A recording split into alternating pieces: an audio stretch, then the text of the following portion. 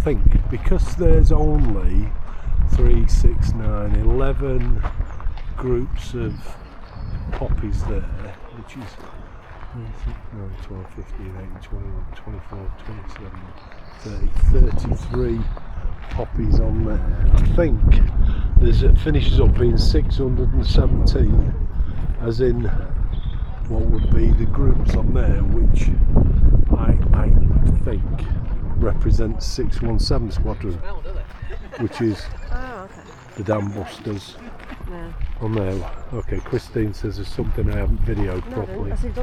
Alright, okay. So, how amazing is that? I must admit, it's quite a fantastic one, well worth the visit. Oh, it is, it's amazing. But I can't believe that's the wingspan of a Lancaster. That is unbelievable, isn't it? Yeah, picture it, Yeah.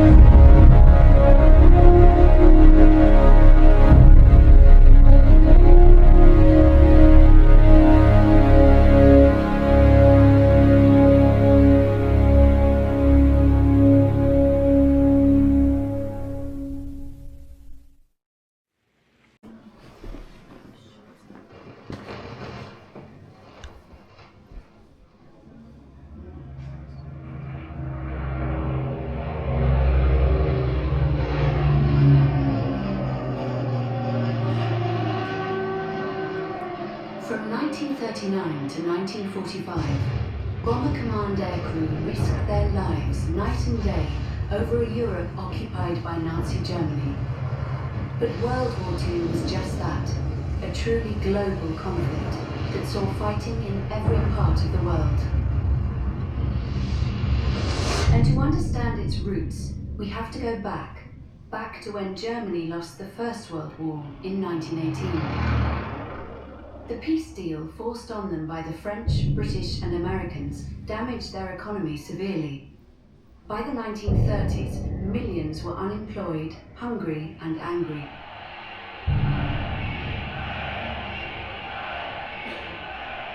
But a new German Chancellor, Adolf Hitler, promised that his extreme nationalist party, the Nazis, could make things better. He aimed to seize more living space for the German people, so his troops invaded neighbouring countries. In 1939, when they attacked Poland, Britain and France declared war on Germany. But the German military machine seemed unstoppable, rolling through Scandinavia, the Low Countries and France, with Luftwaffe bombers paving the way for the advancing troops and tanks. This was a new kind of war. British forces had to abandon mainland Europe, but Britain continued to resist the Nazi onslaught with the help of its Commonwealth and Empire.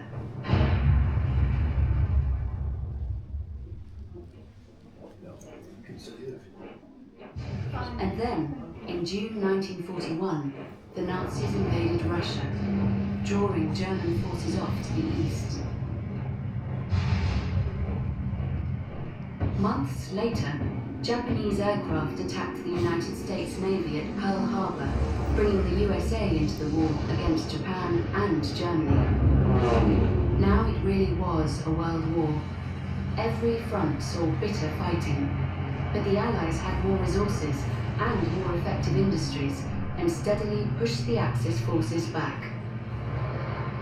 In May 1945, Allied forces reached Berlin and the war in Europe was over.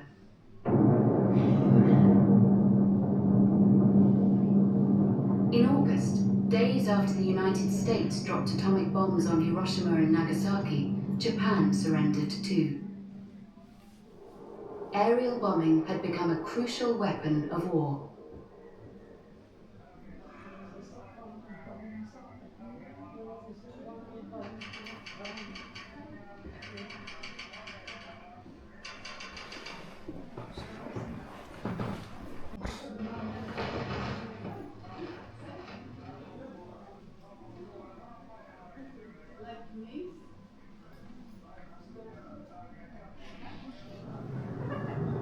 You might be surprised to know that aerial bombing dates back to before the First World War. Zeppelins, huge airships, were the first craft purpose-built to carry bombs. By the end of the First World War, both sides were operating heavier than air bombers. Between the wars, military experts claimed that bombs dropped from aircraft would avoid the slaughter of trench warfare. The problem was that aerial bombing might save troops, but nothing could protect civilians. As the British politician Stanley Baldwin told Parliament, the bomber will always get through. Governments were expected to surrender quickly if explosives and gas were dropped on civilians. The results of the air raid on the town of Guernica during the Spanish Civil War seem to support this theory. People found the idea of targeting civilians and industry from the air new and terrifying, much as we think of nuclear war today. At first, both sides tried daylight attacks, bombing military installations only. But it soon became clear that bomber aircraft and their crews were in far more danger from fighters and anti-aircraft fire than expected. So bombers had to fly at night, under cover of darkness, which meant that cities were the only targets big enough to hit reliably.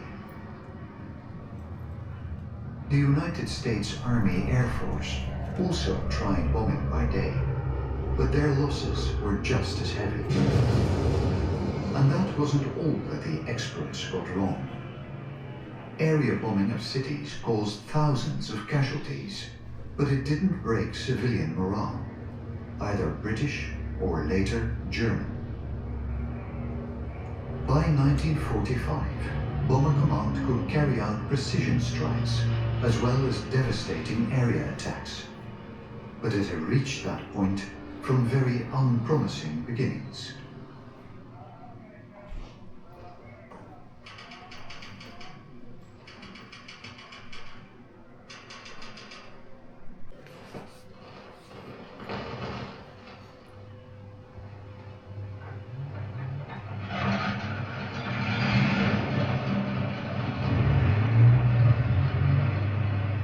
In September 1939, Bomber Command had only a few hundred aircraft and just 15,000 personnel.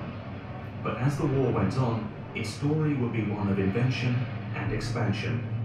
Those outdated aircraft were replaced by thousands of the world's most advanced bombers. And by the end of the war, around 250,000 men and women were putting over 1,600 machines in the air every night. Why the huge expansion? Because, for most of the war, bombing was the only way the Allies could take the war to Germany. But it wasn't always accurate. In 1941, a study found that only 1 in 20 bombs fell within 5 miles of their target. Before long, the government introduced the idea of dehousing civilians to shatter morale. As a government study put it, if half the load of 10,000 bombers were dropped on the built-up areas of 58 German towns, about 1/3 of the German population would be turned out of house and home. Investigation seems to show that having one's house demolished is most damaging to morale. The result was the Area Bombing Directive, and to carry out these new orders, Bomber Command had a new air officer commanding-in-chief, Arthur Harris. New stations were built all over the UK, each with the population of a large village. As well as a new leader and new bases, the RAF had new tools. The modern 4-engine heavy bombers, the Sterling, the Halifax, and the Lancaster. With them, Bomber Command dropped heavier and heavier bomb loads on the enemy. They flew campaigns against the German Navy, the industries of the Ruhr Valley, cities like Berlin, V-1 and V-2 missile launch sites, and targets in support of the D-Day landings. Altogether, almost 1 million civilians and combatants of all nationalities died as a result of bombing, and over 5 million people were made homeless. In 6 years of war, 125,000 aircrew risked their lives to drop more than 1 million tons of bombs on targets in continental Europe. And Bomber Command suffered one of the highest rates of loss of any fighting force in recent history. Over 55,000 aircrew were killed on operations. Throughout the war, replacements had to be recruited and trained to keep the bomber force in the air, not just from Britain, but from all over the world.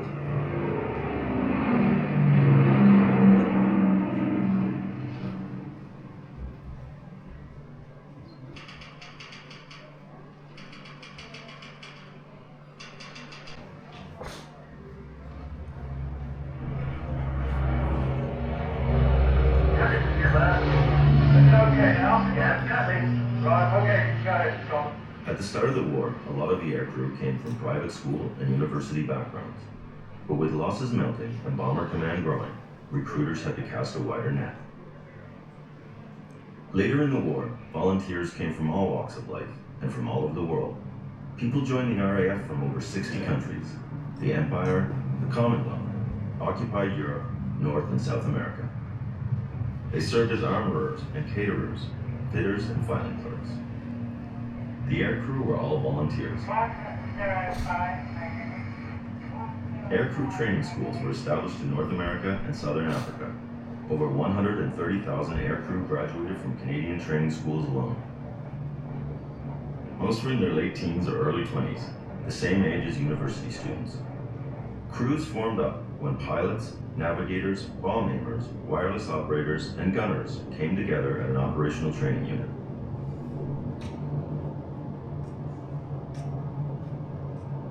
They were all put in a hangar and told to sort themselves into crews, and the groups that formed often mixed different nationalities together.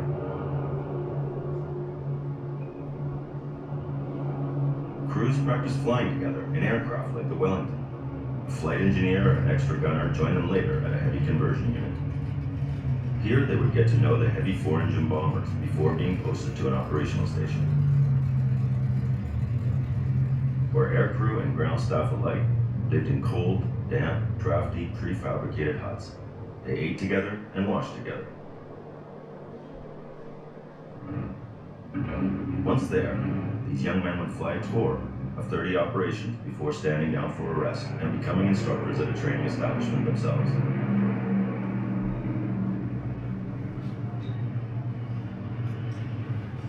But their chance of surviving 30 operations was slim. On average, only 1 in 4 crews completed a tour.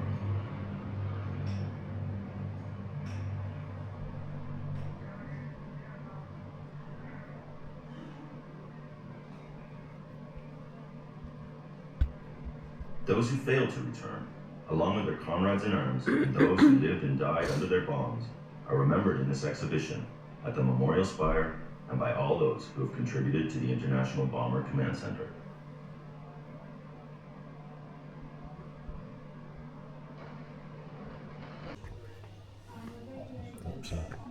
Bob Burns' story.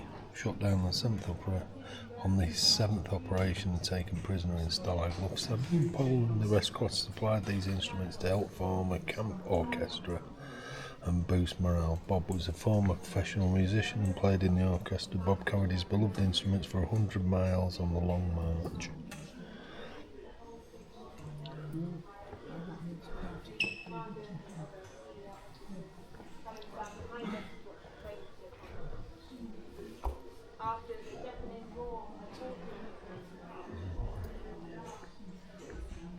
So this is where they would have been in the aircraft. So like bomb aimer there at the front, pilot, engineer, navigator, wireless operator. I think it was a bit late getting here. So from our Stanton.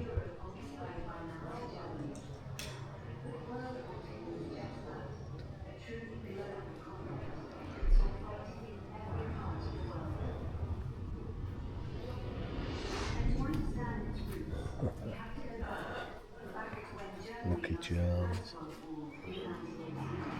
Gordon Cruikshank's playing cards. Lucky Charms. The cards are inscribed with details of his operations. Now the targets overall up it. Wow, look at the cards. Look at his Popeye Hercules there. Not being funny, but that looks like my dad's writing. It does.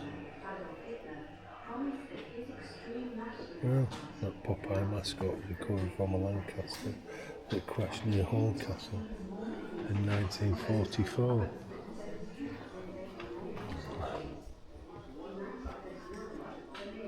It's a flight log. Oh, that's neat writing. It's funny because that looks like my bloody mother's writing.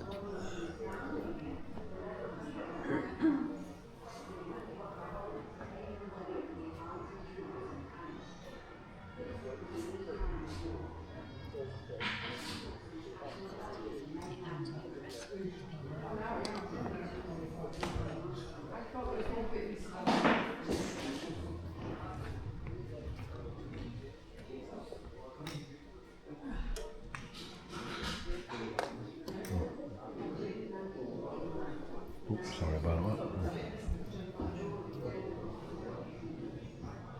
Not really sure what's telling us on that, but that's showing bombing over the period of through the war and what we did throughout Europe. So on the left hand side is the months clicking by and the year.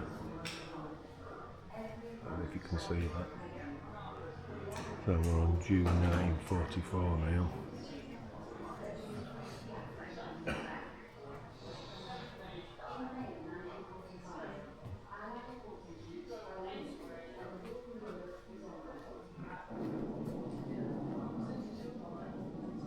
Wow.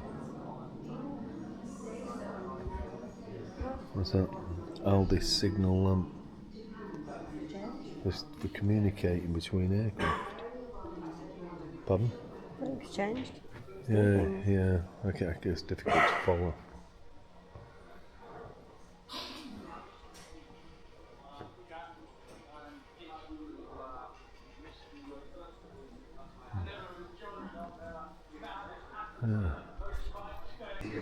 There's the odds of survival there. Look, so out of every 100 aircrew in 50 squadron in 1944, so 25 completed the tour, which is 30 missions. 5 were wounded or ill, 5 evaded capture, 6 prisoners of war, 59 killed in action. Wow. Seems strange that there was more killed than what are... Anyway, we can go up to the next floor. We'll follow the photos.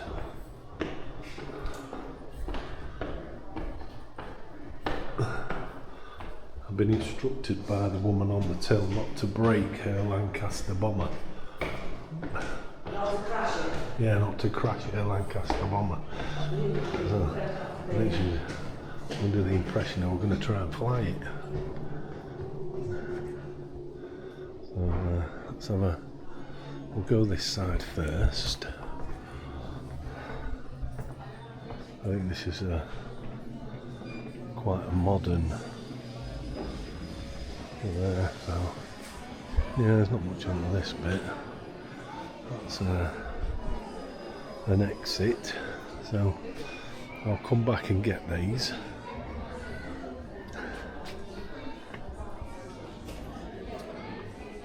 So these are VC winners.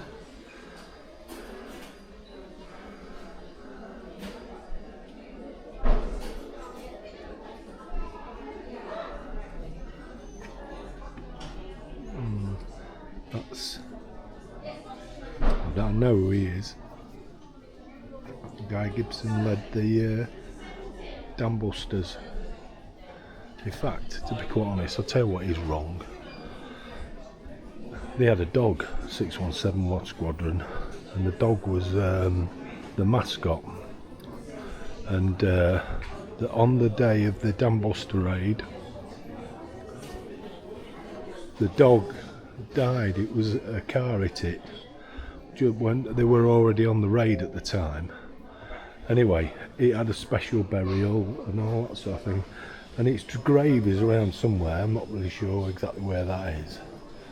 Anyway, the dog's name was called Nigger, and do you know what, to keep things in line, I suppose your woke culture, they've took the name of the dog and they're not allowed to call it that anymore because it pisses people off and it's wrong.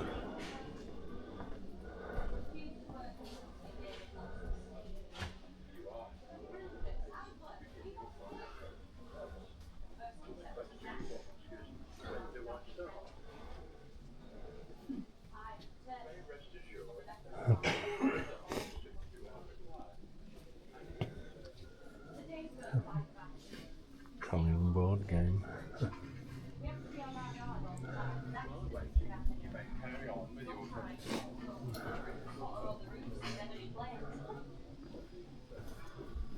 I'm usually asleep before I get home. With the noises of our mallets and all that singing and shouting filling me dreams.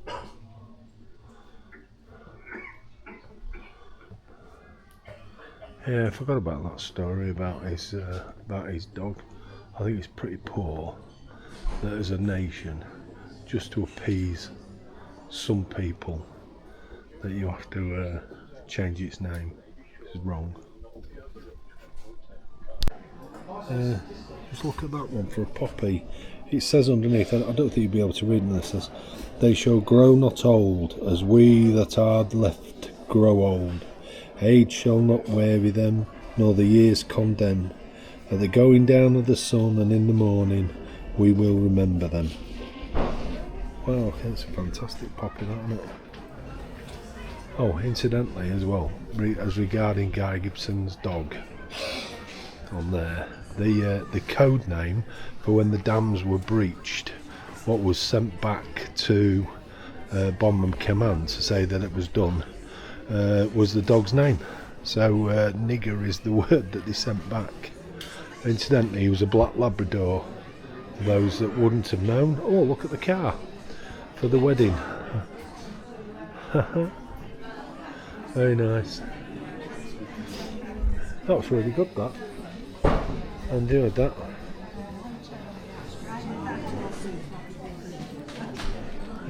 What's it cream for? Yeah, well, it's not for you, it's for them. Well, yeah, good that. I enjoyed that. It was really good, wasn't it? Okay, I'm not sure if you can see that. We'll come back out to have a look at the poppies again. So these represent the 617 represent 617 squadron, the dam buses. But if you look on that second block up at the top on the right hand side, there's kind of a gold white coloured one. I think that one is specific for Guy Gibson, who was their squadron leader. That was good, that. I mean, I must admit, That is me. I have enjoyed it. It's been great.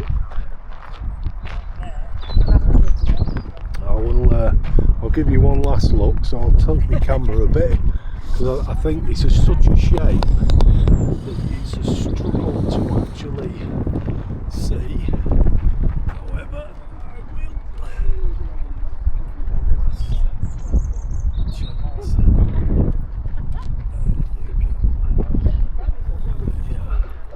So that was one last look. I'll just tilt it a little bit more just to.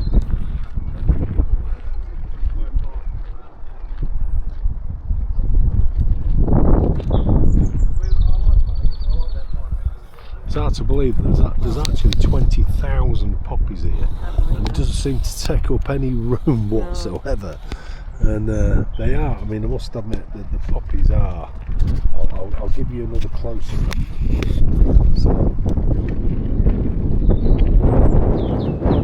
absolutely fantastic. I just love the way it does the 3D shape of the Lancaster. Brilliant. It's been a really good day. Okay, we're just coming across before we leave to have a look at this Anderson shelter. Do you remember these? There you go. So they've put like a perspex front on it, so we can have a look inside. Here, if I lift this, do you want to just film it? Yeah. For me? You ready? Yeah. Hang on. Now if you look at it while I take a photograph in a bit. You do video first. There you go. You first video, read it. What was inside the Anderson shelter? It says, I'll give you a read. In 1938, the cloud of war was once again looming over Britain. The Prime Minister, Neville Chamberlain, was concerned that a new conflict would see civilians caught up in air attacks on and around industrial targets. In November of that year, he placed Sir John Anderson in charge of air raid precautions. Anderson's responsibility covered all civil defence organisations such as air raid wardens, rescue squad, fire services and the Women's Voluntary Service. He was also responsible for providing public and private shelters. William Patterson was commissioned to design a small and cheap shelter that could be erected in people's gardens. The first Anderson shelter was built in a garden in Islington, London on the 25th of February 1939. Between then and the outbreak of war in September, around 1.5 million more shelters were distributed to people living in areas expected to be bombed by the Luftwaffe. During the war, a further 2.1 million were constructed. The Anderson shelter you see here is built to government specifications and was designed to accommodate 6 people. They were effective only if half buried in the ground and covered in a thick layer of earth. They were therefore inherently cold, dark and damp. Families had to build or buy their own sets of bunk beds and would have to run down to the shelter as soon as the air raid siren started. They were often dark and frightened places as they would not cut out the sound of the air raid going on above. Well,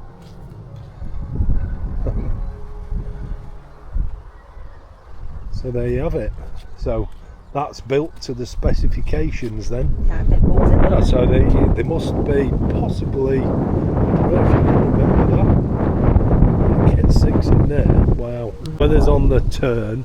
I think this is a whole representative of what they would have classed as dig for Britain. So hence the vegetable patches. So I've no idea what's growing on here. But I think that's what it's got something to do. Oh, there you go. Dig for victory. Grow your own vegetables. So before the start of World War II in 1939, Britain was importing 55 million tonnes of food a year from other countries. When war broke out, most of Britain's shipping fleet were taken by the government for use in the war effort. The German Navy began regular attacks on merchant and Royal Navy ships. These factors combined made it difficult to get as much food as needed into the country. To make sure that every person was able to get enough food and to stop people stockpiling, the government introduced rationing. Every person was allocated a ration book that kept a record of the number of certain foods they brought, making sure everyone had the same amount. Weekly rations for children at this time included meat 113 grams, which is about the same as a burger, cheese 28 grams, which is about the equivalent of one cheese sandwich, and sweets 71 grams, which is 2 tubes of Smarties. Rationing did not affect fruit and vegetables, but often there were shortages in the shops. The Times reported vegetables were in such short supply that an onion weighing 600 grams was auctioned for £4. That's about 225 quid today. To ensure people were able to get enough fruit and veg, the government encouraged people to grow their own food. This was called the Dig for Victory campaign. As well as encouraging individuals to turn their private gardens into vegetable patches, public green spaces were also dug over and made into allotments. It's estimated that through the war, over 10 million campaign leaflets were distributed, encouraging people to take on an allotment, and nearly 1.5 million people took on the task. Allotments sprung up at the edge of airfields, tennis courts, and even in the gardens of Buckingham Palace. In Lincoln itself, Bolton Park, the Arboretum and the South Common were all used to feed the nation, as well as part of the site of the International Bomber Command Centre, which is here now. Harold Beach was a child in Lincolnshire during the war who remembers elderly people in his village donating their gardens to people who could turn them into vegetable patches if they were supplied with some of the produce. People grew everything from potatoes, cabbage, marrow, peas, carrots, parsnips and onions. No part of the vegetable was wasted. Howard also remembers saving the tops from green beans, Brussels sprouts and turnips and boiling them with the rest of the vegetables. As well as growing their own vegetables, those with space were also encouraged to keep their own pigs, goats and chickens to help supplement their rations of meat and eggs. Wow. So it's I must admit it's been really good, to be fair. Been interesting. I don't know what she was on about when don't fly my, or don't crash my Lancaster bomber. I think somebody had already nicked it. The catering bit for the wedding. The chefs all preparing things and getting things ready. I think there's like a sculpture type thing here. They call it the Return. So it's a sculpture by Gordon Hayes. It was taken by the photograph of the Lancaster coup that he carved in the Abbey. So the image in limestone is his final artwork. He kindly offered to learn this original carving, but its size and weight made that difficult that Gordon created the cast. Yeah. Well, it's a good picture. There you go. Really good that. They've gone down there for photographs, look.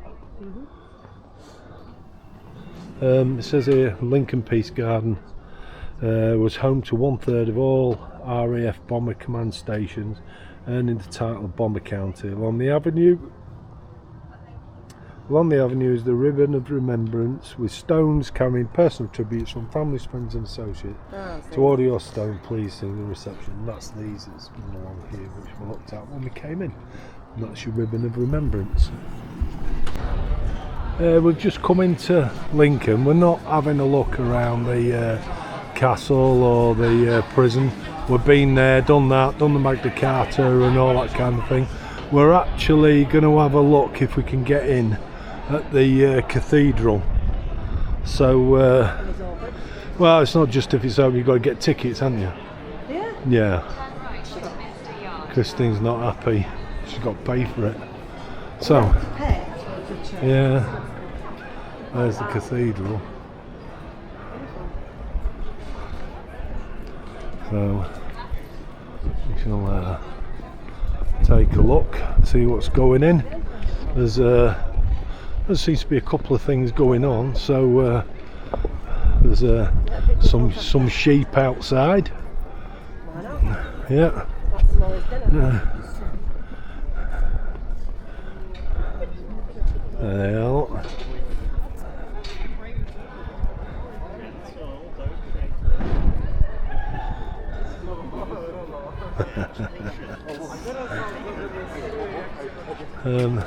Oh, that looks interesting. I think we've got some masons here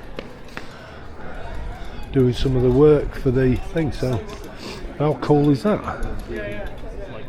Oh, let's have a look.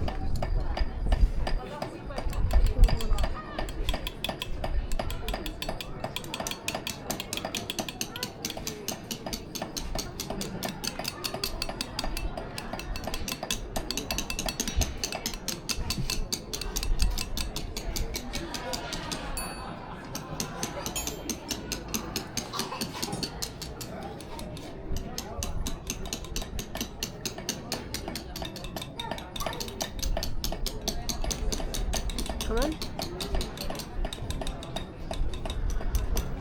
Wow. I must admit, that's quite interesting to see people doing that. It's really, really good. Not sure what's going on inside. We'll have a look. Oop.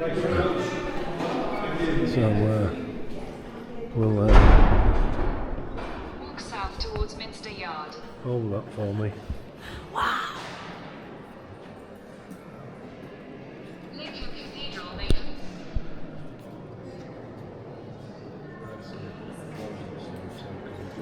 Yeah, no, the club will get there. Yeah. Oh, come on. We need to. Yeah, get a bit more. Yeah. Wow. Look at that. Let's have a look at this fella here. Obviously somebody of utmost importance. But unusual custom to mark the 3 o'clock in this cathedral to remember what this place really is. So it's lovely to have you all here. It's wonderful what's going on, especially with Henry VIII and all that. So it's good to be here. But it's nice to remember that this cathedral too is a place of prayer. Prayer has been offered here for the 800 or 900 years. It's a holy place, a place of prayer and worship, a place where we can be wow, aware look at the of stained God's glass presence. windows. God is always here with us, as He is always. They're fantastic. And a moment or two stillness in this holy place will help us be aware of God's love and care for us. So I invite you to be still for a moment or two, to reflect, to drink in the beauty of this place, and to bring into the silence any concerns you may have, anybody you want to pray for, or anything that troubles you, or that you're particularly thankful for. So a moment or two just to be still and do as people have done over the years, pray in this place.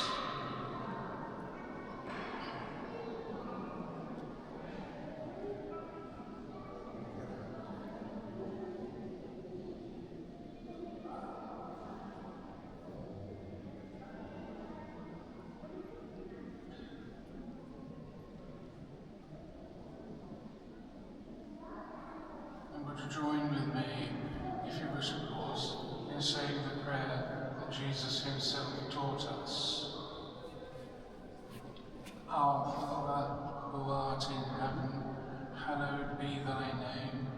Thy kingdom come, thy will be done on earth as it is in heaven. Give us this day our daily bread, and forgive us our trespasses, as we forgive those who trespass against us. And lead us not into temptation, but deliver us from evil. For thine is the kingdom, the power, and the glory, forever and ever. Amen.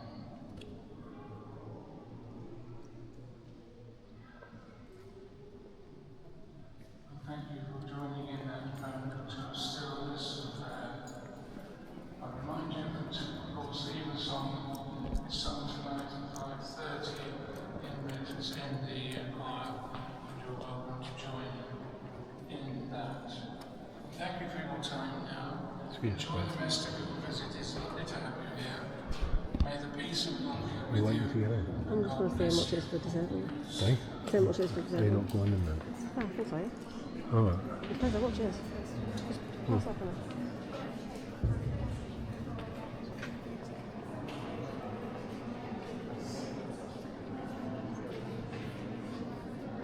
Yeah. Oh, sorry. Sorry, we're having a good old conversation. Take care, darling.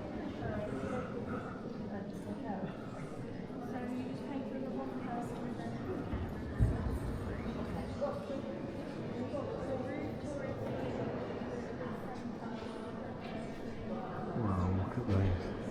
Right, Christine's trying to organise a bloody roof tour because she's not walked uphill. Wow. This is, I must admit, it is a stunning building. And these stained glass windows are fantastic.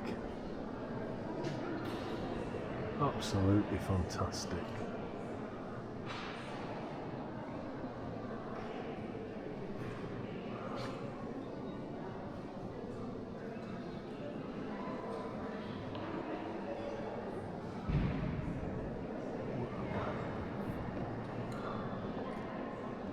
Wow. It's amazing. Absolutely amazing.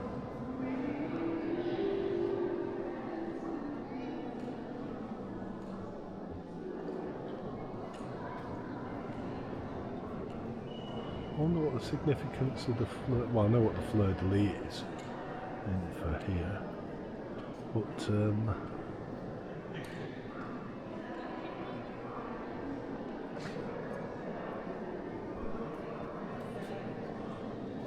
this is absolutely, it's stunning, even though, I mean, the colour and everything is all gone.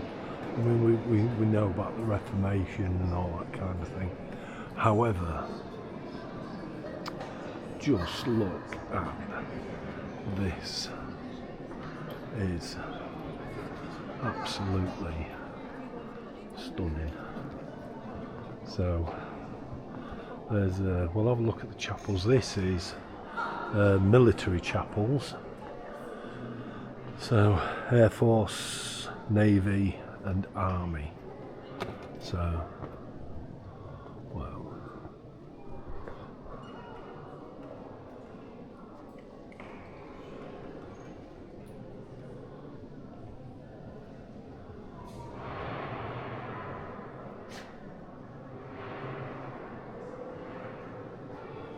The old flags, look. I can't in that one's one. Old flags from regiments.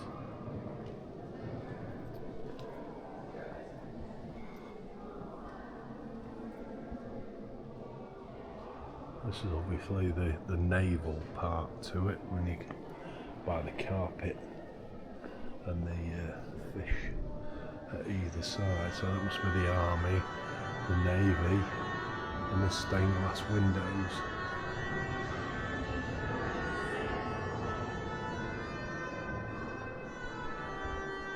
The cloth's been removed to have it some work done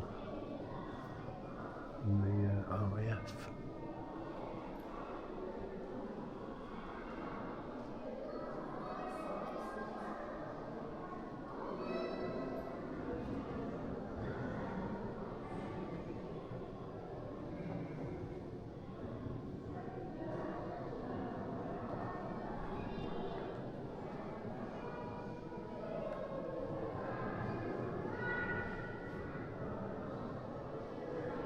So the first one there is the memory of the Rhodesian Airmen, the second one the Flying Training Command, the third Bomber Command Memorial, and the fourth New Zealand Memorial.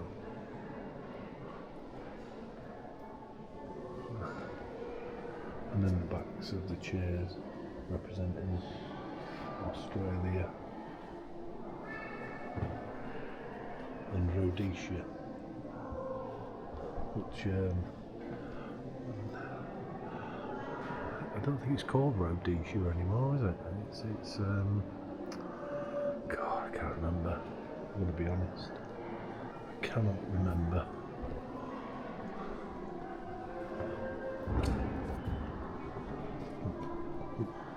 Sorry.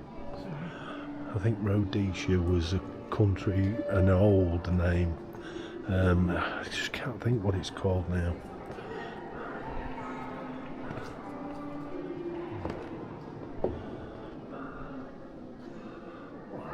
Look at that. Yeah, fantastic. The window, look at the clock. That clock is it's fantastic.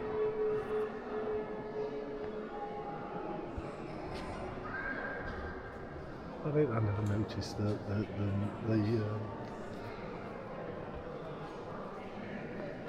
rooms over the chapels for the forces.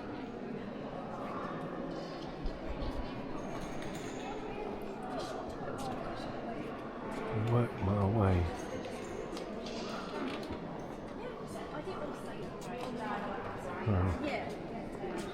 Look at the decoration on this.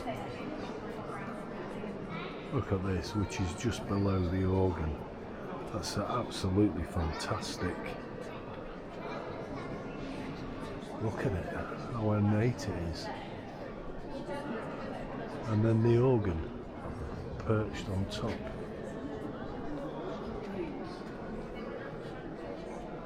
I must admit, for Britain, this is probably the best one I've seen in Britain.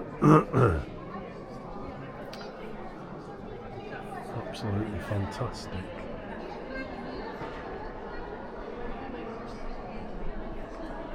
I think stained glass windows are stunning. I'm presuming they've all been cleaned up and done up and such like, but just look.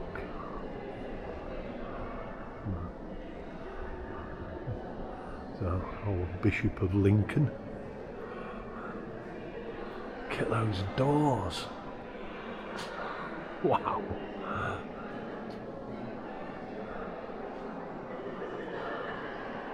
Absolutely fantastic, amazing. Hey? Where have I been? Where have you just been? Yeah. Okay, I'll be in here. So we're having a look at this. Is a transept chapel. So Works Chapel, Emergency Services Chapel and Women's Chapel are these three.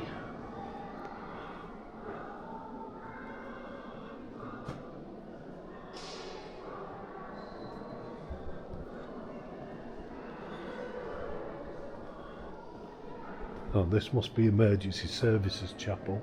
So, with your fire, police, I think it's ambulance and NHS as well.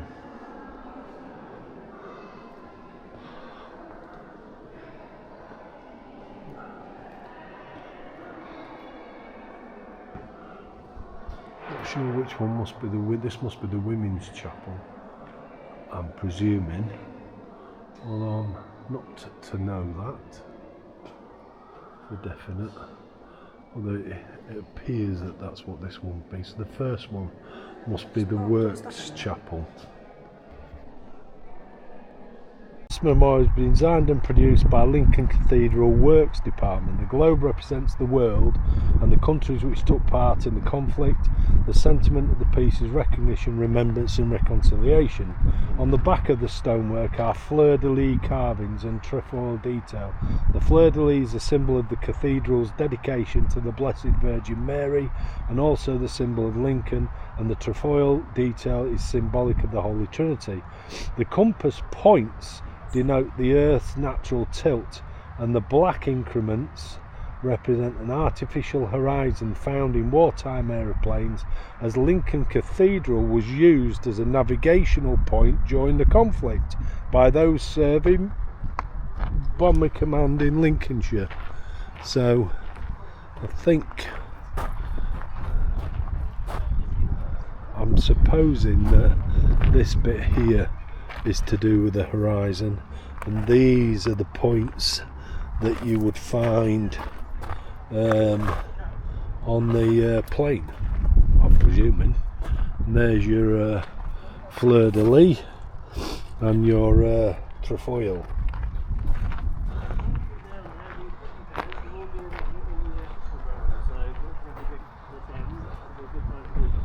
Yeah, fantastic. So we'll have a look at this. I think there's a lone poppy here. Unusual. Oh, there you go.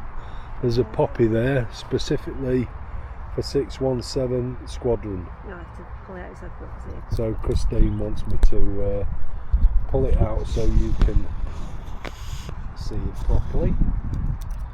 There you go. So that poppy there is for 617 Squadron. Damn busted.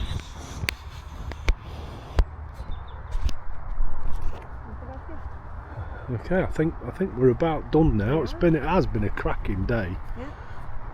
Enjoyed it. It's been good. Originally was for the bombing. It's not. It's got absolutely nothing to do with bombing. This is the dropping of the parcels into northern Holland for those that were being starved by the Nazis for whatever they did about the Allies liberating, I nearly said invading, liberating the people of France at the time. And because they were celebrating it or whatever they was doing, they tried to kill them off, I think. I did read it earlier on.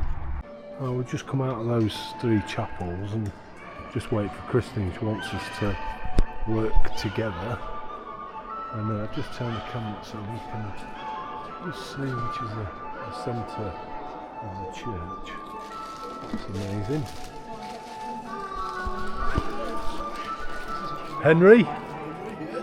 Ah, how's the wives? A little shorter than some of them started.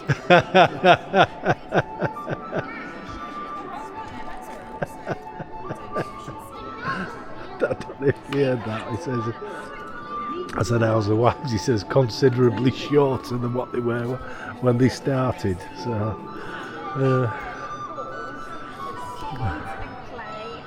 So I think this is like what the sort of food and things that they would have eaten, which is really cool.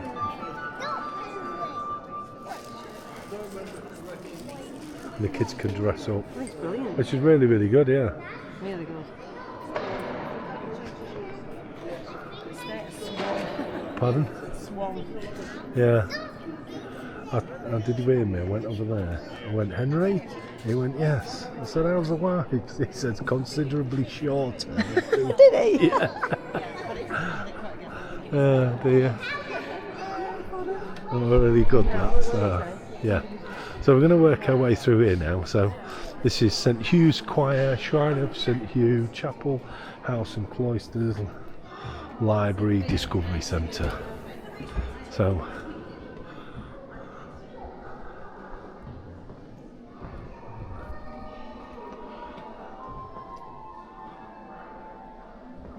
I did notice it probably come up on thing, but on part of the chapel where we just were, there were some flowers that were still painted on the arches.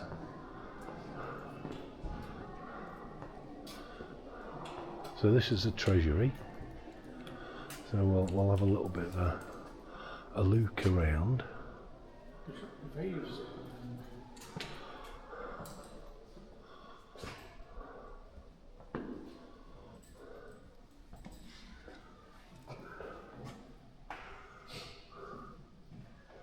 Oh, it's a baptismal shell used in place of a traditional font. Wow.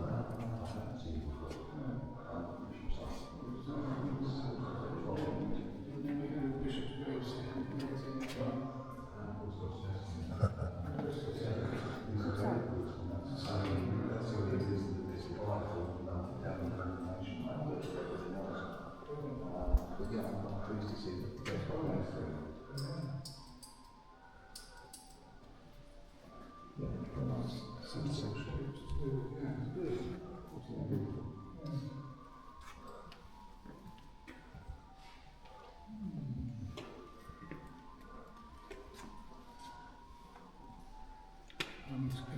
Oh, sorry. No, you're not.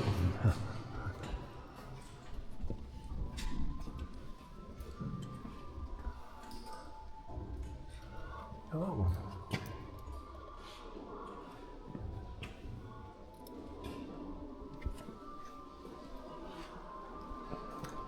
I must admit, I mean, considering of all the other cathedrals we go in and the treasuries that we've been into, they don't appear to be as wealthy, shall we say. Well, look at those paintings, that's painted directly onto the wall. It's quite amazing.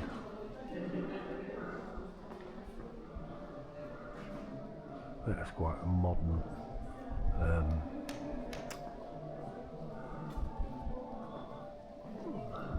oh, there are all of the bishops in there. There's I think that's a copy of the Magna Carta. So.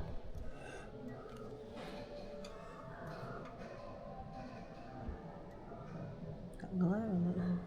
Yeah. So this is a copy of the one that's in Lincoln Cathedral. We have seen the one in Lincoln Cathedral. This is Lincoln Cathedral. Yeah. No, the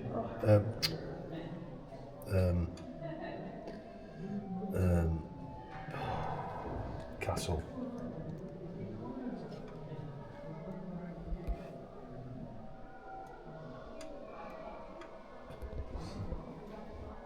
So we'll have a look at in the cloisters. You can feel the cold air blowing through.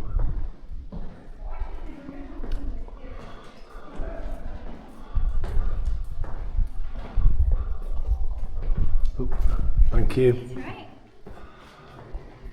Wow.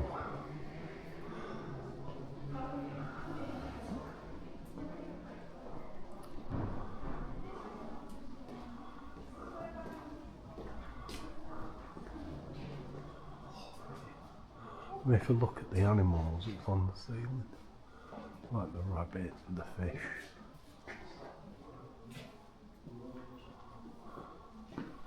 They're quite good then.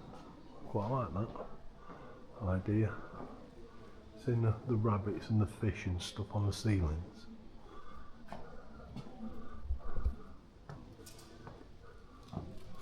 Wow.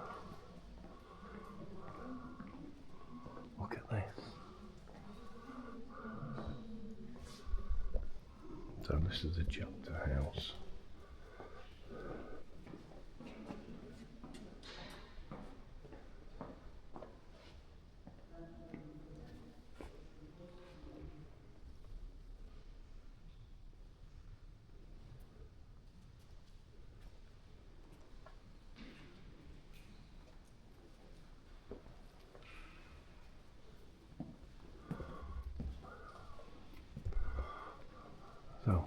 This is a chapter house, it's got 10 sides to it, and this central column, and it would have a choir in here to sing and such like. No, look at that. That's absolutely fantastic.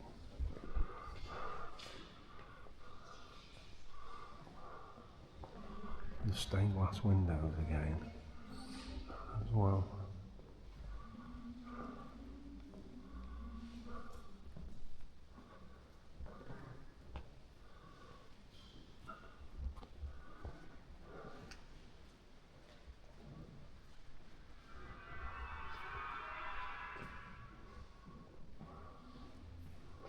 Wow,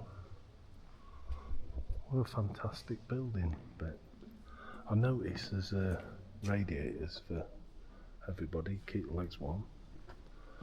I mean, imagine having a choir in here, and I bet it sounds absolutely amazing.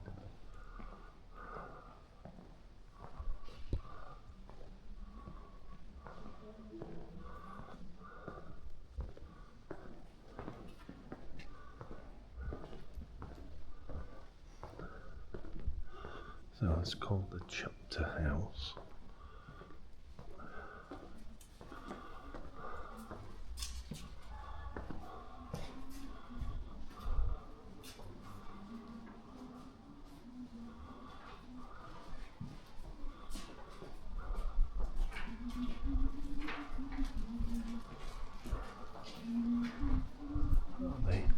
I mean, different people doing different jobs and work and animals and such like.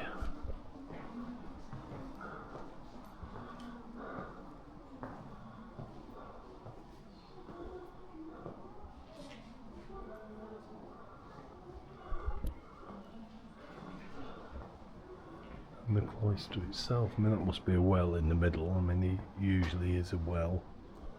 I presume these would be, no, I don't know, bishops possibly.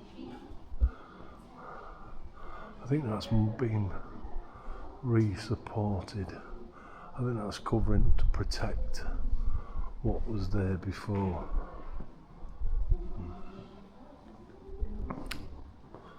It says, why are there holes in the wall? Holes in the wall. Why are there holes in the wall? Bats. Bats. Okay. Look at it. It's beautiful, isn't it? It is. I must admit, quite an amazing building. You don't realise just how big it is. Yeah.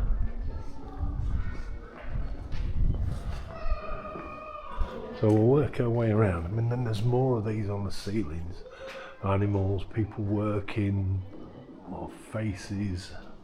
Whoops.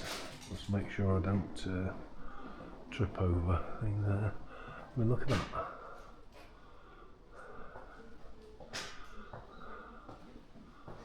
So there's more faces on this side, I think.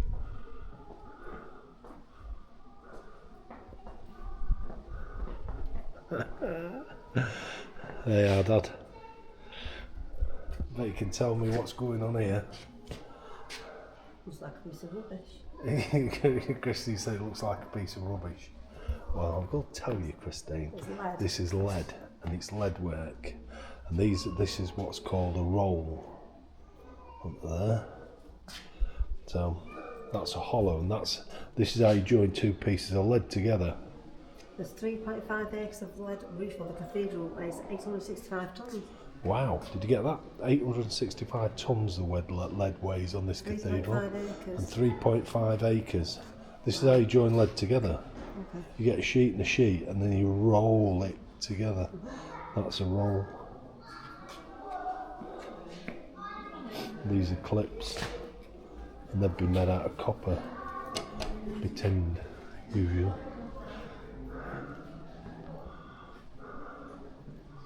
The ceilings are just great. Love the ceilings. It is quite an amazing place. Quite shocked actually. There's toilets if you want to go. Christine says no. So I think what we'll do is we'll carry on filming around, and then I think Christine will want to take some photos after.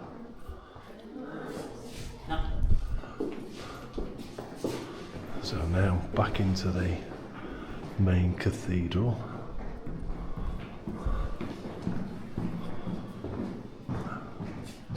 Look at this for the door, with the weight on it to help you pull the door shut.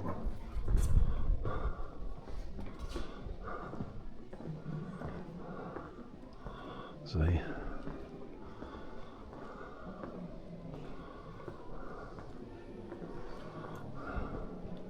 So this is St Hugh's Choir.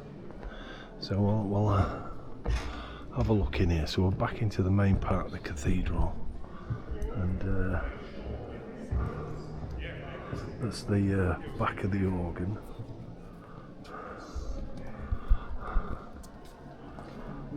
There was a lady. There is a school. So.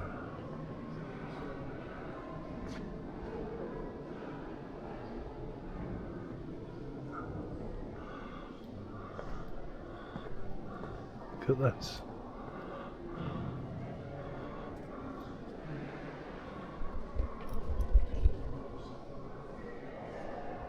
Wow. Oh, look at that. Oh, amazing. And the organ. So we saw the organ from the other side.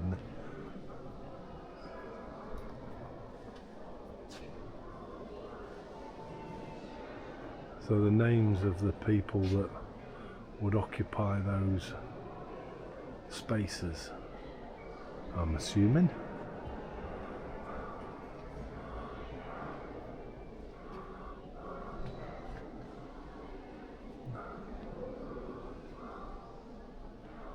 Wow. It is stunning.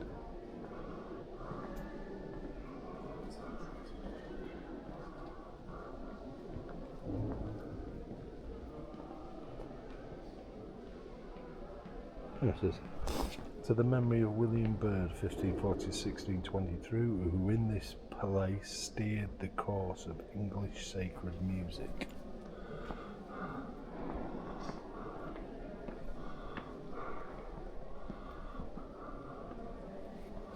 Yeah, quite an amazing place.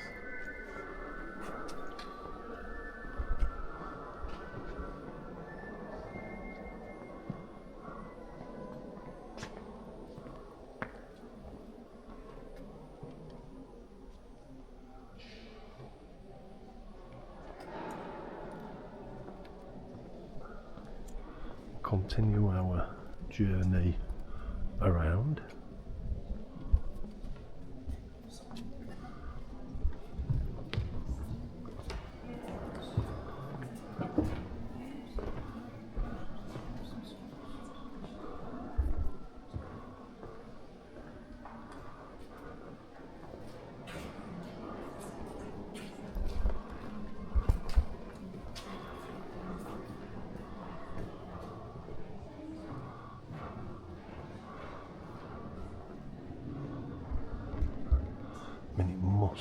I mean, how it dominated the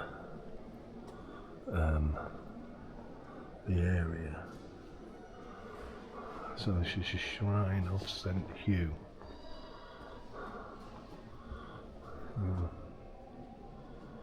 Which is, I think, what this is.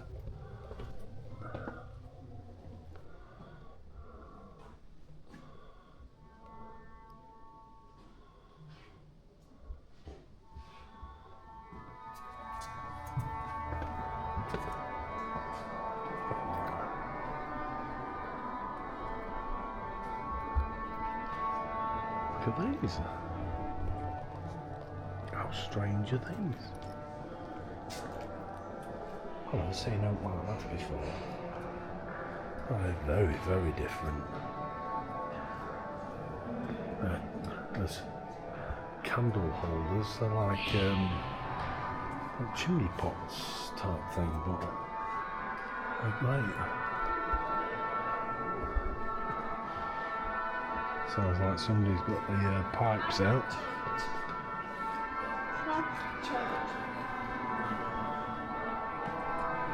Yeah.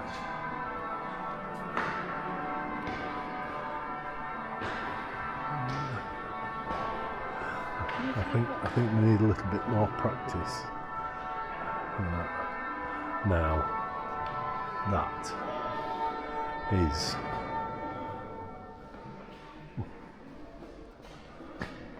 is what you call a stained glass window.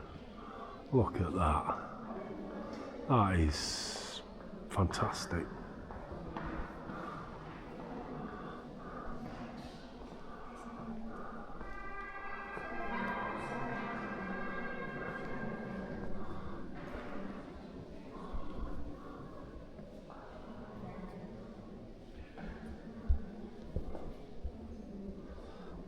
Seem to have lit quite a lot of this, so I'm not really sure who this is, but it's obviously somebody of importance.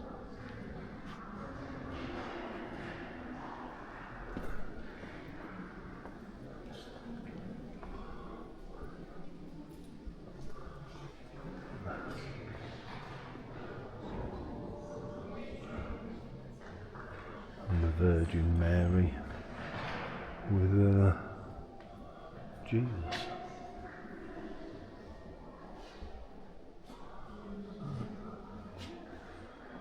I'm not so keen on the modern stained glass windows. I do like the old ones better. It says Our Lady of Lincoln. So it doesn't say Mary, it says Our Lady of Lincoln.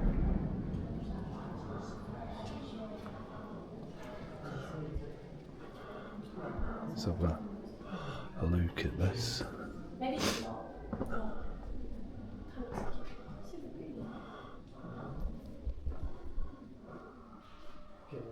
Wow.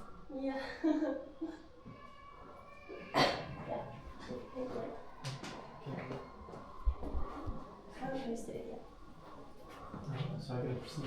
I mean, is this a room where they managed to keep the paintings without them being damaged by the Reformation? I don't know. They look too new, don't they? Definitely painted on plaster. But this is the only room that has anything like this in, and this is close to perfect as you could get, isn't it? So I don't really know. Don't know.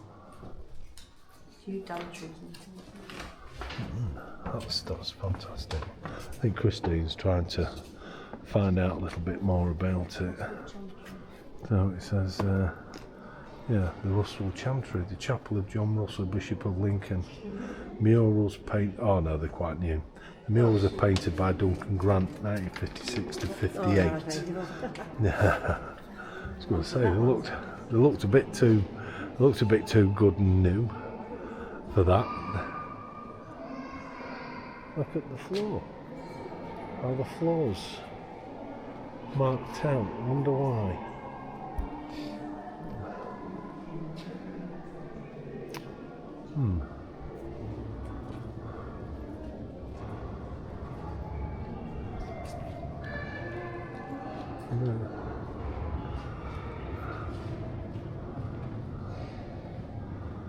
That's the list of names and dates. I suppose the people that held that post.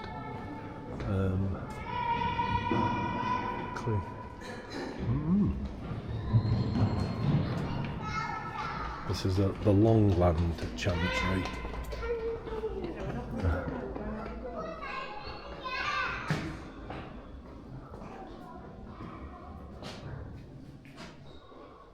Wow, look at these windows, they're different, aren't they?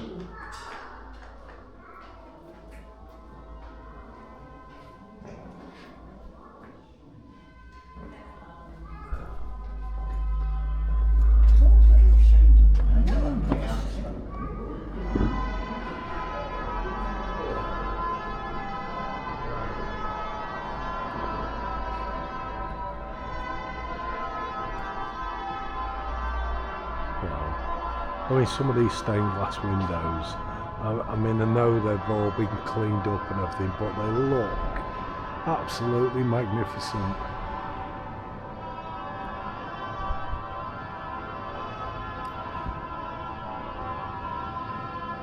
So the tomb of Robert Grosser Test, whoever he was. Oh, he was the Bishop of Lincoln from 1235 to 1253.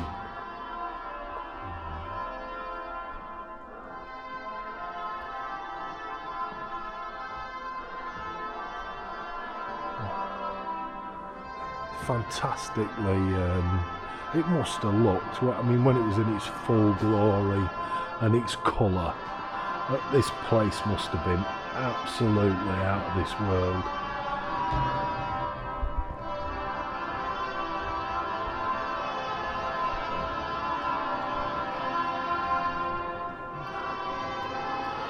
This is called the Shrine of Little Hugh.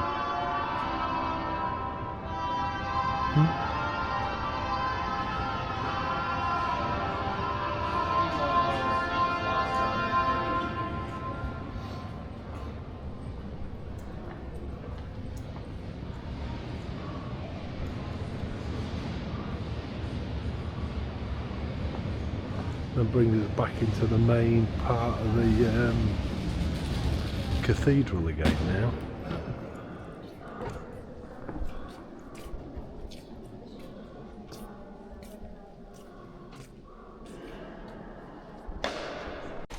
The sun's come back out, so Christine is now racing to get a photograph of the sun from the windows is casting itself onto the floor. So a part of me hopes she gets a photo, another part of me hopes she turns up and it disappears again, because it was funny. I wished I'd got it on video. But with a bit of luck, I'll get it on video this time. I mean, we're walking at a fair old rate so that she can catch it. So we'll see. We'll see. But here she goes, look. You're running herself across. Oh, she's taking photos as she gets to it. That's so funny.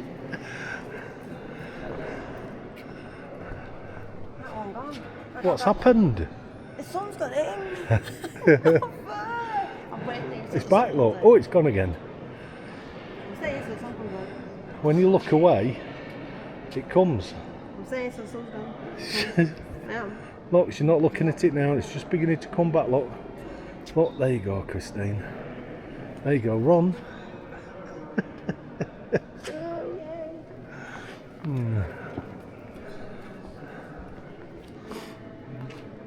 Yeah, that's funny. Anyway, we're going to find the Lincoln Imp now, which I believe is down the end of the cathedral itself.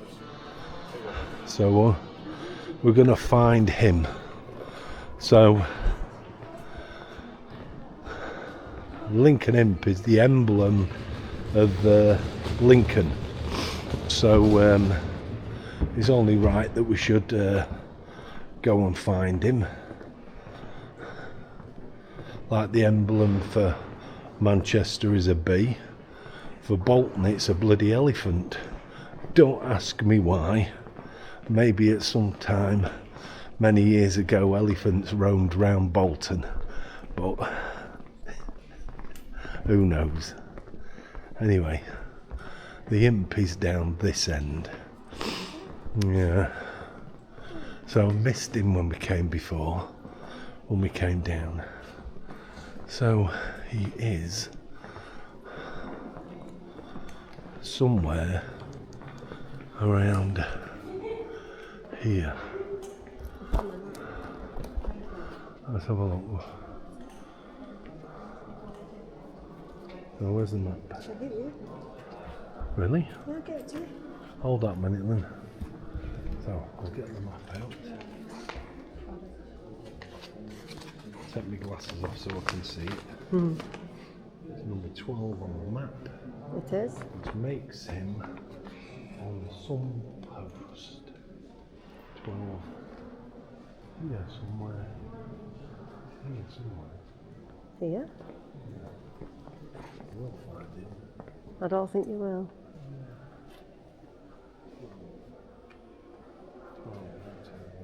12.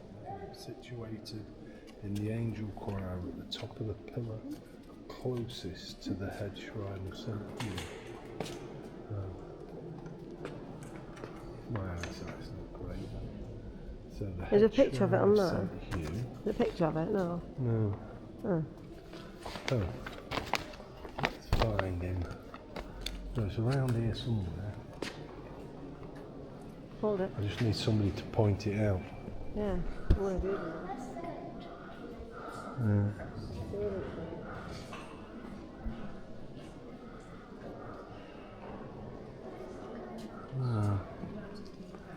So, the head shrine of St. Hugh. So, head shrine of St. Hugh. Oh, I can't see it. So, have a look. Oh, okay. Have a look again.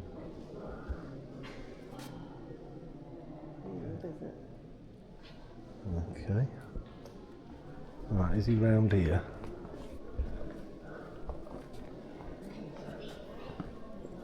Is he up there? Is he? No?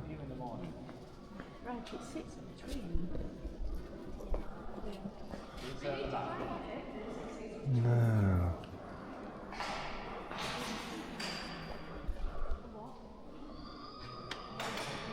Why can't you? Oh, you found him? Where's there? That one up there. I still don't see it. No. Big finger, is it? That's right. Oh yeah, I've got him. Got him. Yeah, I can see him now. So I don't know if you look, but the column that comes down from the ceiling between the two arches, if you follow that down, it is on there. I'll try and blow it up a bit for you. Is it what Christine said? So that's as much as I can zoom in. I didn't mean zoom in, didn't I? Like, put your pole up. Well, it won't make enough difference. No, it won't. I put a picture on. There you go. Christy's going to try and take a close-up photo, so we'll put that on. Anyway, so there's your Lincoln imp. Yeah. So we found him. We did. In the end. Took a while. Thank God for that. Right. Okay, now onwards and upwards. Just got up this side still to do. And there's our players.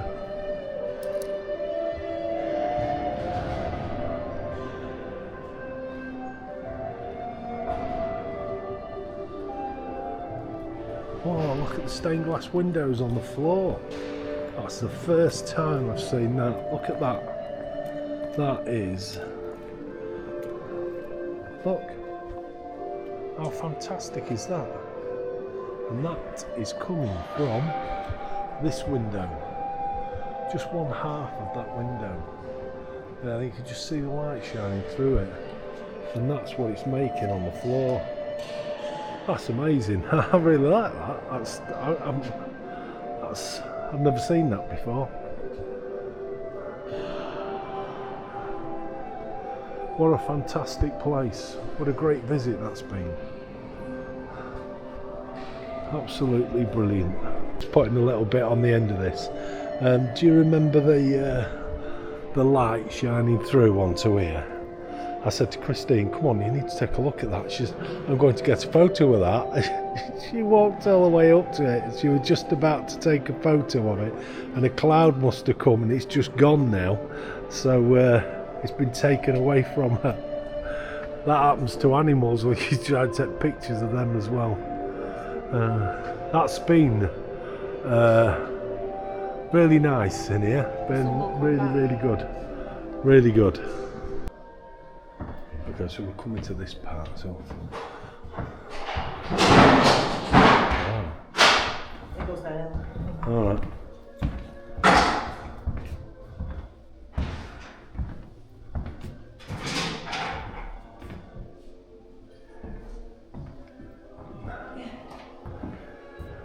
Stained glass window. Yeah.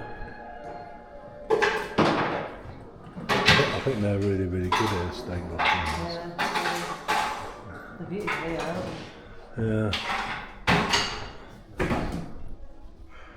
So, wow, look at that. So like stone carvings then would have been painted like that originally. How fantastic is that? There he is, look. I suppose that's that there. Gives you a bit of a close-up look at what he really looks like. There he is if you wanted to go back and find him. I found him. Well, that's exactly where he is there as well. No, I mean if you couldn't see him on the thing. Yeah.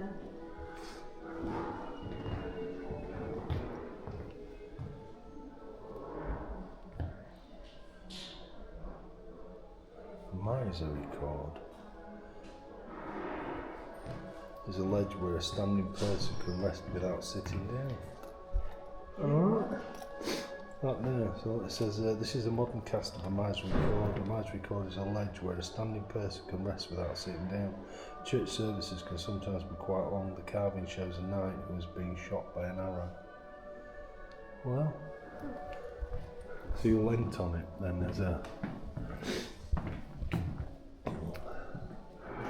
there's seals, aren't there?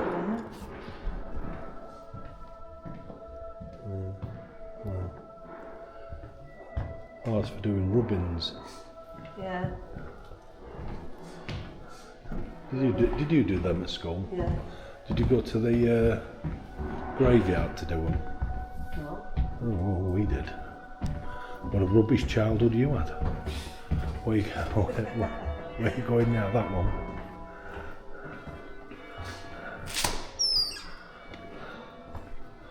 Wow.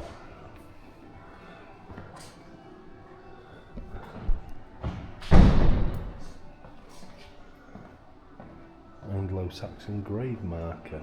Look at that.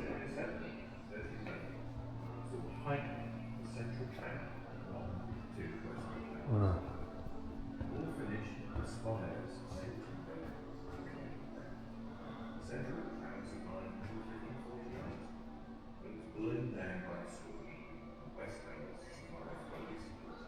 Well, I suppose this is the sort of thing they're doing outside now to, you know, sort out, improve.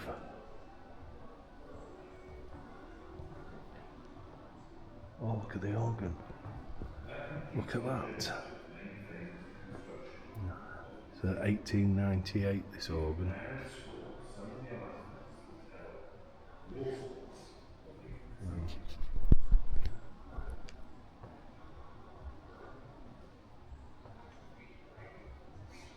It's nice to see the modern ones as well, actually, being as we've just seen them chipping away at what the masons have been doing.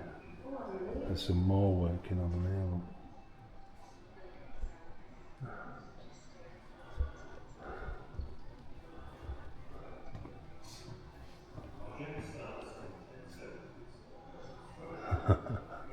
It says a right royal heist. Lincoln Cathedral holds many important documents which provide a glimpse into the past, none more than the 1513-6 inventory. This inventory listed all valuable items held in the cathedral, including vestments and relics. This list is the only record of the items removed during the Reformation by the agents of Henry VIII. This document has survived over 400 years and is now the inspiration for this exhibition, exploring the context and objects in a new and unique way. Since the realm of England was first a realm, was never given a great robber and pillager of the Commonwealth as our king. And that was written by Thomas Hale, priest, executed in the reign of Henry VIII.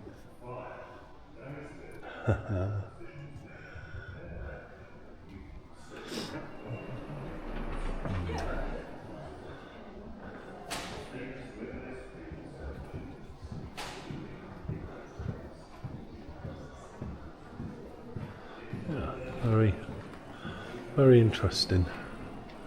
Very interesting. And then I'll ask Christine when she comes out. She can tell you. So I'll show you this, and then we'll ask her the question.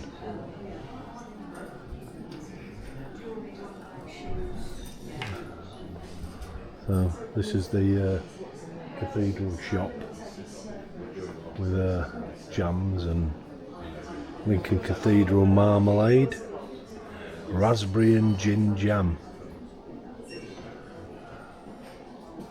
mature cheddar savoury bites, some Lincoln Cathedral chocolate.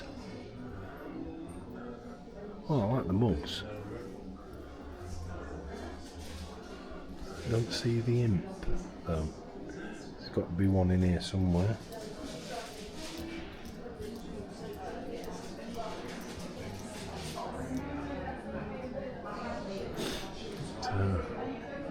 Wow, look at that, how it's lit up at night. Amethyst mount print. Wow, that looks amazing. That was a really good picture. So here she is, look. What are the famous words of Homer Simpson? All good rides ending a gift shop. There you go. One of the words of Homer Simpson. That's on a ride in Orlando and Universal Studios at the end of it. It's the end of the gift shop. That's what he says, isn't it? No truer word said. Homer Simpson. All good rides end in a gift shop. And it's true. Pardon? It's true. And it's true, yeah. Brilliant. Okay, a little bit about the imp. So, according to legend, a Lincoln imp was a creature sent by the devil to cause chaos in the cathedral. The imp and his companion arrived at the cathedral intent on creating havoc. It's said they broke furniture, tripped up the clergy, and caused mayhem throughout the cathedral. As the story goes, an angel appeared to stop the imps, turning one to stone while the other escaped. And that's why the legend says there was two, but there is only one that you can see in the thing. So basically it was a bit mischievous. There you go, you can turn it off for me. One last look outside. How pretty is that? No, you know. We've got what's called a Roman market going on here at the minute. Well, it smells pretty good. So I think there's some game going on.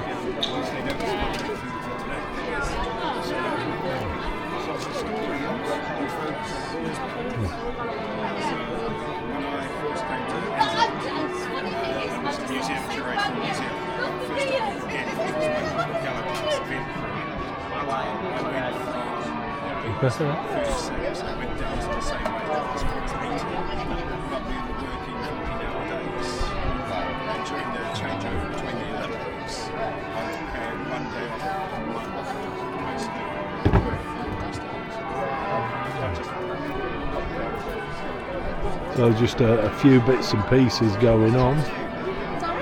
I think he's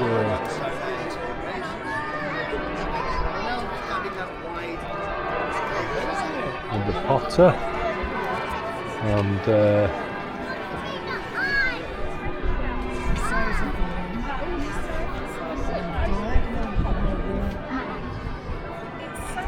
Amazing. Seal that surface, and so that's where you get this lovely. Well, making the clay, carving wood.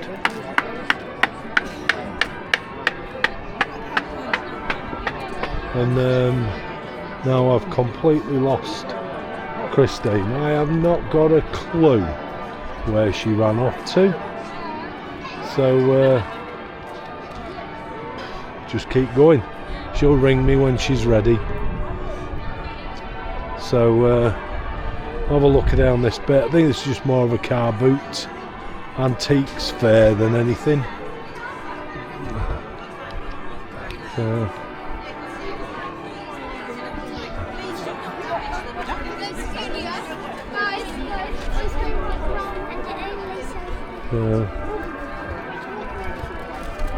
No idea. Not a Scooby-Doo where she is. Just an ordinary market. There's nothing of anything of particular importance. Well, not from my perspective anyway.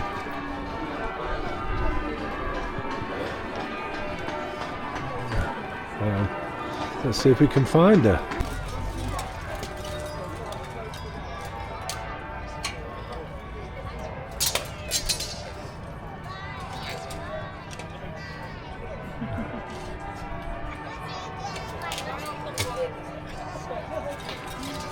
There we go. Right, I can see now. Come here.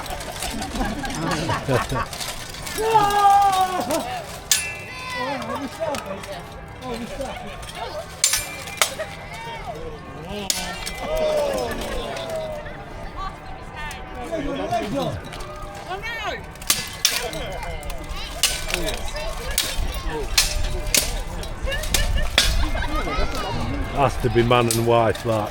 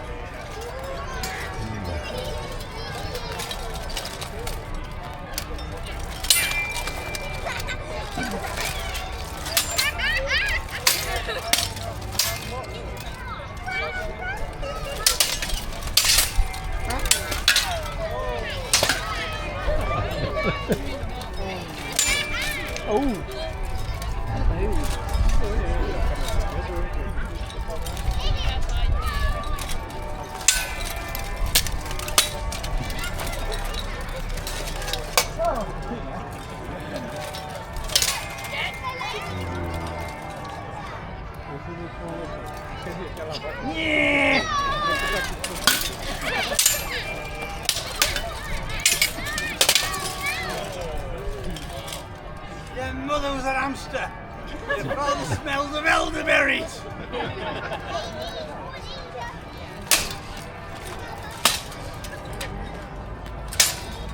Ha!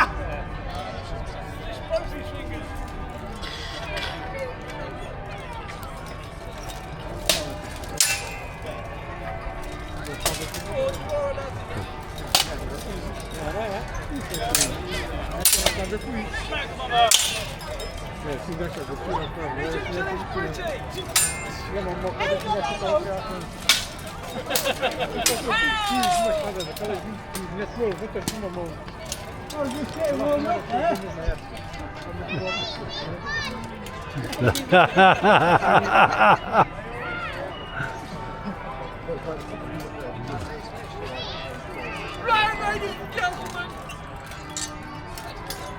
Which one do you think? He's wearing on. He's probably fully dressed. You're the only idiot who is. But I can't call him an idiot because he's not here long enough. He ain't got green on anyway. You see he's got bloody good. It's just you, you're an idiot! What are you? What are you to wear armour then? It's too hot. Too hot to wear armour.